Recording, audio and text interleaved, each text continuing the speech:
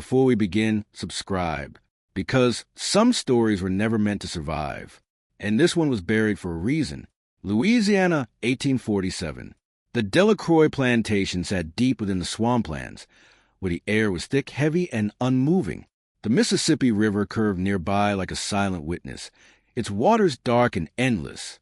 From a distance, the plantation looked prosperous.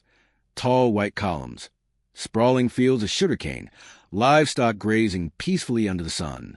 But beneath that polished surface, something rotten had already begun to spread, and no one saw it coming. The first death was dismissed as natural. Overseer Martin Hale was found in his bedroom just before dawn.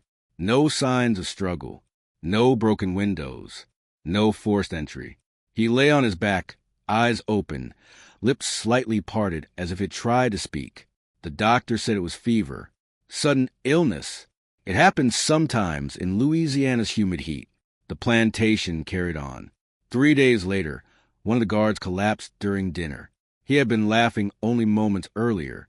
Then his hand froze midair, his body stiffened, and he fell face first onto the wooden table. By morning, he was dead. Again, the explanation was fever, bad air, swamp sickness. The master, Charles Delacroix, did not believe in panic.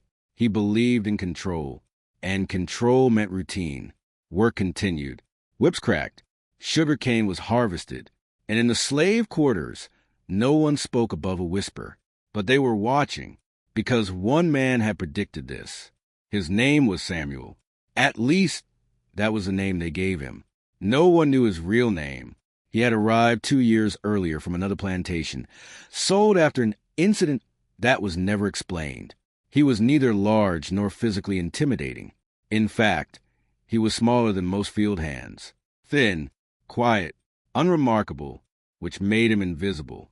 And invisibility on a plantation was power. Samuel worked in the kitchens, not by request, by assignment.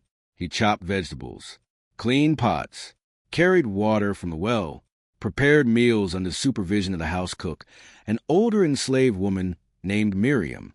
Miriam trusted no one, but she trusted Samuel, because he listened. He never asked questions, never complained, and he had knowledge that didn't belong to a field slave.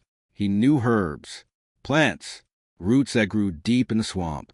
He knew which leaves could ease pain, which berries could calm a fever, and which extracts in the right amount could stop a heart. Miriam once asked him how he learned these things. He told her softly, "My mother taught me." She never asked again. After the second death, Samuel's routine did not change. He woke before dawn, washed in silence, entered the kitchen before anyone else, prepared breakfast as usual. But something had shifted. The master now ordered that all food be tasted before serving. Precaution, control. A White House servant was assigned to sample each dish. And yet, another man died. This time, not suddenly, slowly, painfully. A stable hand named Richard began sweating heavily by mid-afternoon. His hands trembled, his vision blurred.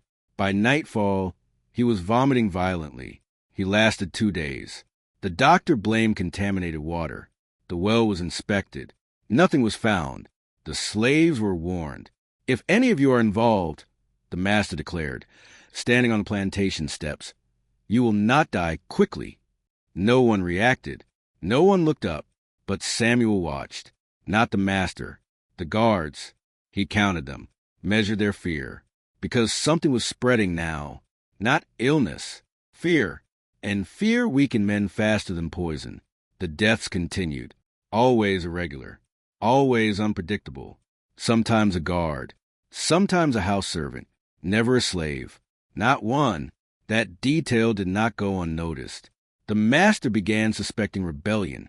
Secret meetings, whispers in the night. But every cabin was searched, every slave interrogated.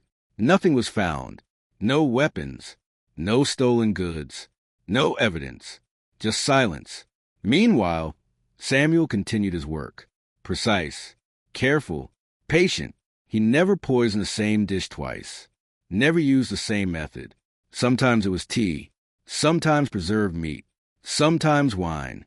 Always small amounts, measured, enough to kill, not enough to trace.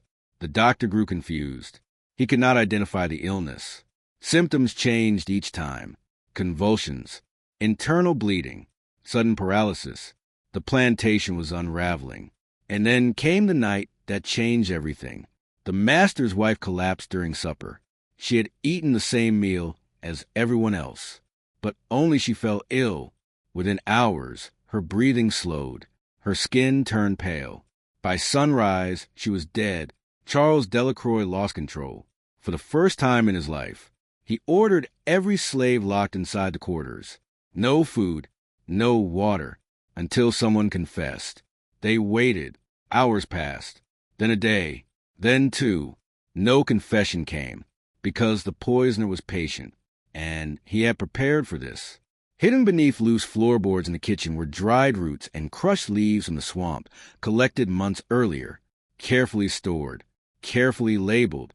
Samuel had planned everything long before the first death, because this was a revenge born from anger. It was revenge born from calculation. Each death weakened the plantation structure, removed leadership, created distrust, forced fear, and Samuel understood something the master never would. A plantation does not fall from outside attack. It collapses from inside rot. By the third day of confinement, one of the younger slaves fainted from dehydration. The master panicked.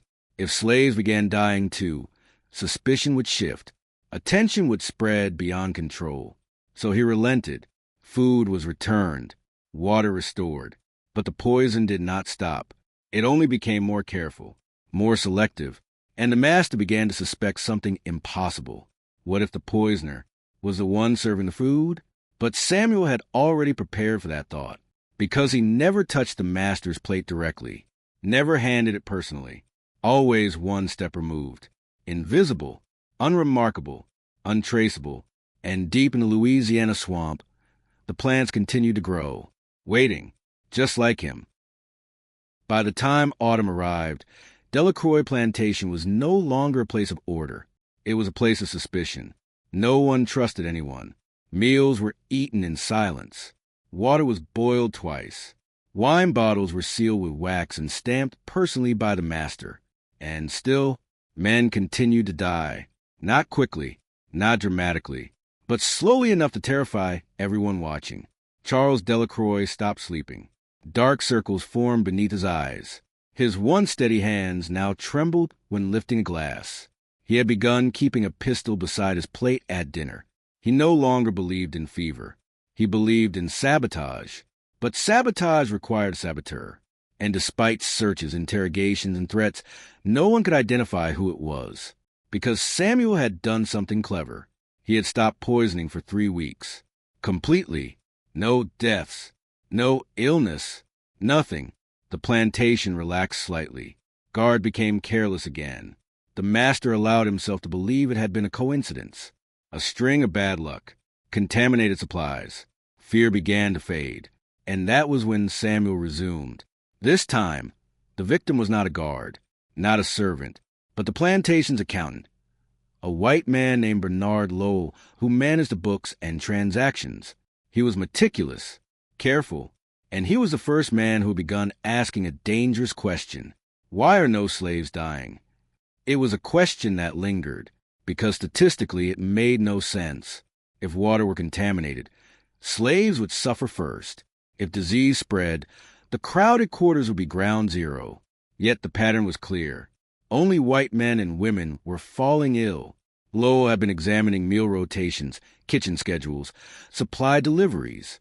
He was close to seeing something, close to noticing the one consistent detail. The kitchen. He never got the chance. One evening, after finishing his ledger entries, Lowell poured himself a cup of evening tea, a small luxury he enjoyed before bed. By morning he was dead, foam dried at the corners of his mouth, the teacup still half full beside him. That death shattered any illusion of coincidence. Delacroix called for outside help, not doctors, hunters, men known for tracking fugitives through swamps, former slave catchers who prided themselves on finding the unfindable. 3 arrived within a week. They were not kind men. They did not believe in subtlety. They believed in pressure. They began by isolating the kitchen staff. Miriam was beaten first. She refused to speak. Then others were questioned, threatened, locked alone overnight. Samuel was brought forward last. He stood calmly as one of the hunters circled him. "You worked the food," the hunter said. "Yes, sir." "You taste it?" "No, sir." "Why not?" "I'm not permitted." True, the taster assigned by the master always sampled first. The hunter studied him. "You know anything about herbs?" Samuel paused just long enough. "A little, sir." "From where?" "My mother." The hunter grabbed his jaw suddenly, forced him to look up. Samuel's eyes did not shake, did not blink, and that unsettled the hunter more than guilt ever could. They searched his sleeping quarters, found nothing. They searched the kitchen floorboards, found nothing, because Samuel had already moved everything. Weeks earlier, buried deep in the swamp, hidden where only someone with knowledge of the land could retrieve it. The hunters shifted tactics. If they couldn't find the poison, they would create it. They ordered that food be prepared entirely by white servants for 3 days. Slaves were banned from the kitchen. If no one fell ill, guilt would be obvious. Samuel did not protest, did not react. He simply returned to field labor. 3 days passed. No deaths. The hunters smiled. But Samuel understood something they didn't.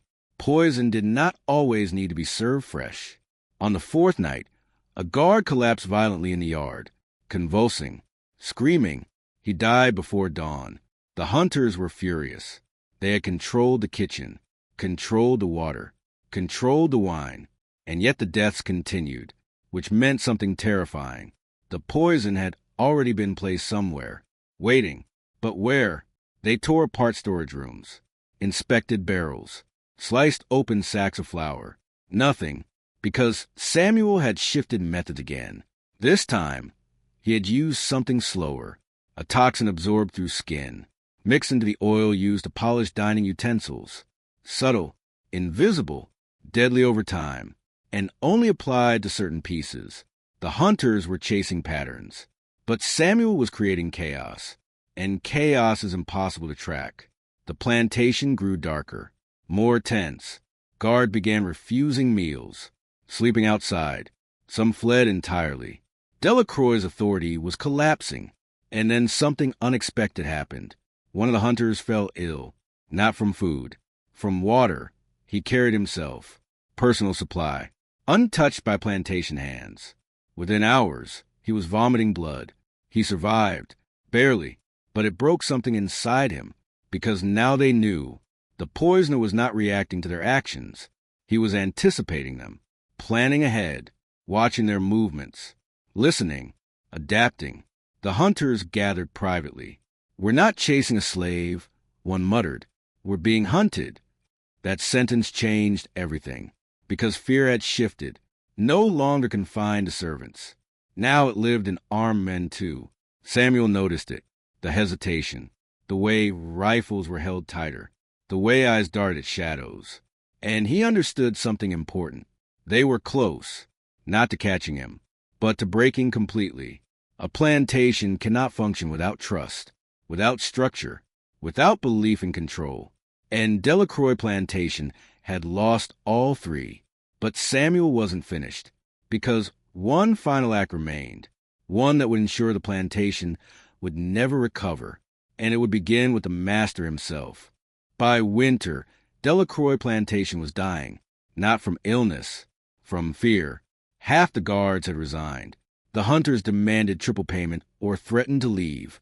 Supplies from neighboring towns slowed, because rumors had begun spreading along the river. They say that place is cursed. They say white men die there. They say something walks the swamp at night. Charles Delacroix heard the whispers, and for the first time in his life, he believed them. He stopped eating communal meals, stopped drinking wine from shared bottles. His food was now prepared separately, cooked under his supervision, served on plates he locked inside his private cabinet. He trusted no one, not even himself. And yet, something had changed in him too. He had begun studying Samuel, watching him from the porch, from windows, from behind half-closed doors. The slave moved the same way he always had. Calm, measured, invisible, which made him terrifying. Because guilt usually leaks. It trembles in hands. It flickers in the eyes. But Samuel gave nothing. The hunters had failed. The searches had failed. The interrogations had failed. Only one option remained: public punishment. Not because they had proof, but because they needed control. Samuel was dragged to the center yard one cold morning. The slaves were forced to gather. The remaining guards stood in a tight circle. Charles Delacroix stepped forward. "You think you're clever," he said, staring directly at Samuel. "You think you can destroy what I built." Samuel remained silent. Delacroix continued, "I don't need proof." That sentence made the slaves shift uneasily, because on plantations, proof was irrelevant. Punishment was power. Samuel was tied to a wooden post. The whip was raised. The first strike landed hard across his back. The crack echoed across the fields. He did not scream. Second strike. Blood appeared. He did not beg. Third strike. Fourth. Fifth. Still nothing. No cry. No plea. Only silence. And that silence began to infect the yard. Because the master was not breaking him. He was proving something. Samuel finally lifted his head. And for the first time in weeks, he smiled. Not wide. Not dramatic. Just enough. Just enough for Delacroix to see it. And that small smile shook him more than any rebellion ever could. The whipping stopped. Because suddenly, it felt pointless. Samuel was thrown back into the quarters. Bleeding. Broken skin. But alive. That night, something happened that no one expected. No one died. The next day, no one died. 2 days passed. 3. The hunters grew confident. "Pain works," one of them said. "He won't risk it again." But they misunderstood something. Samuel had never poisoned from anger, never from emotion, never in response. He poisoned from strategy, and his strategy was almost complete. On the 7th night after the whipping, Charles Delacroix decided to celebrate what he believed was victory. He poured himself a glass of imported French brandy. Sealed bottle. Locked cabinet. Opened personally. He inspected the cork. Smelled the liquid. Satisfied, he drank. Within an hour, his chest tightened. Within 2, his hands began shaking. Within 3, he could not breathe. The hunters were called. Doctors summoned. But the symptoms were unmistakable. Poison. Delacroix tried to speak. Tried to form words. But all that escaped his lips was one broken whisper. He died before sunrise. The plantation exploded into chaos. Because the brandy had been sealed. Untouched. Stored privately. No slave had entered the master's study in weeks. It was impossible.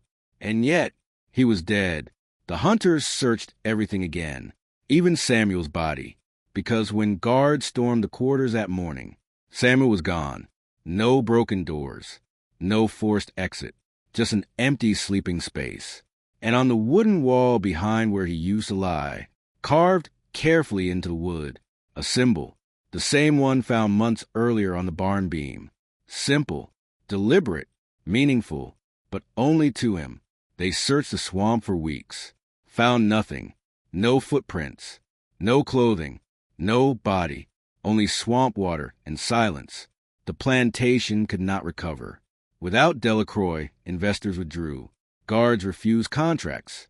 The remaining slaves were sold at a loss. Within a year, Delacroix Plantation was abandoned. Nature reclaimed it. The house rotted. The fields turned wild. But river towns along the Mississippi kept telling the story. About a plantation where white men died one by one. About a slave who understood poison better than doctors. About a man who was beaten publicly, and still won. Some claimed he had help. Some said he had studied medicine in secret. Some believed he had been taught by indigenous healers deep in the swamp. But the truth? No one ever proved anything, because he was never caught, never recorded, never tried. His name never appeared in any official document. And without a name, history could not hold him. Years later, a traveling merchant claimed he saw a thin, quiet man selling herbs along the riverbanks of Arkansas. The man had a scarred back, and calm eyes. When asked his name, he smiled and walked away, because some revolutions are loud and some are silent. Samuel understood something no master ever did. You don't always destroy power with weapons. Sometimes you let fear do the killing, and by the time they realize what's happening, it's already too late.